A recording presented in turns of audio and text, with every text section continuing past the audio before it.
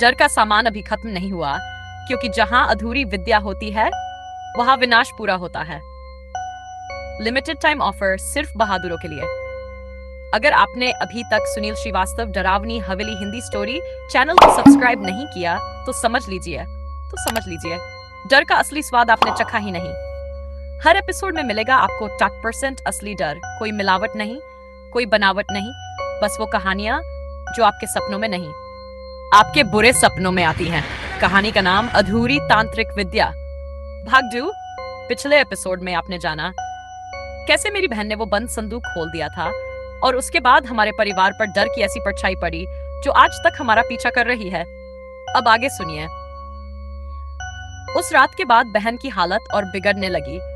वो अजीब हरकतें करती, घर की छत पर जाकर घंटों बैठी रहती और कभी-कभी किसी से बात करती जो हमारे सामने नहीं होता था। एक दिन मैंने कमरे में छुपकर उसे देखा। वो आईने में खुद को नहीं किसी और को देख रही थी और बड़बड़ा रही थी।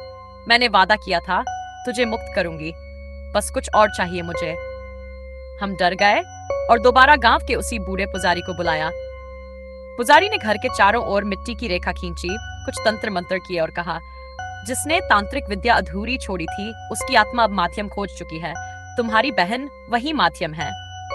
उसे बचाना है तो आज रात विद्या को पूरी करना होगा, वो भी बिना एक शब्द बोले, बिना कोई गलती किए। रात आई, पूरे घर में अंधेरा कर दिया गया, बस एक लाल दिया जलाया गया संदूक के पास। पुजारी ने बहन को बीच में बैठाया और तंत्र चालू किया। वो संस्कृत मंत्र पढ़ते जा रहे थे और मेरी बहन जोर जोर से चीखने लगी, नहीं, उसे मत बुलाओ, वो मुझे ले जाएगा, वो मुझे जला देगा। तभी घर की दीवारों से खून रिसने लगा, सीलन की बू तेज हो गई और फिर नाना जी की आत्मा वहां प्रकट हुई। उनके चेहरे पर डर नहीं, गुस्सा था।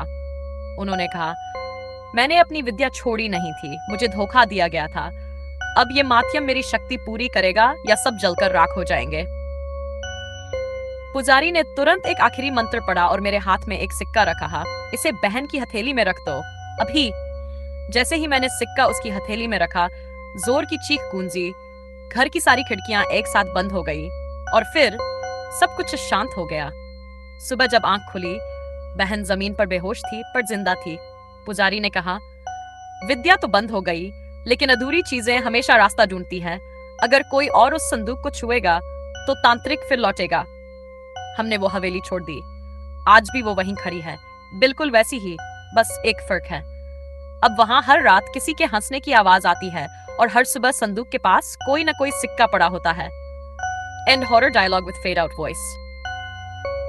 विद्या अधूरी थी, अब आत्मा पूरी हो चुकी है, पर उसकी भूख अब और बढ़ गई है। किसी ने फिर से संदूक को छू लिया है। बाय बाय टेकर, अगली बार मिलेंगे एक और रूह कंपा देने वाली कहानी के साथ। तब तक दरवाजे बंद रखना, क्योंकि कुछ आत्माएं अब तुम्हारे आसपास भी हैं।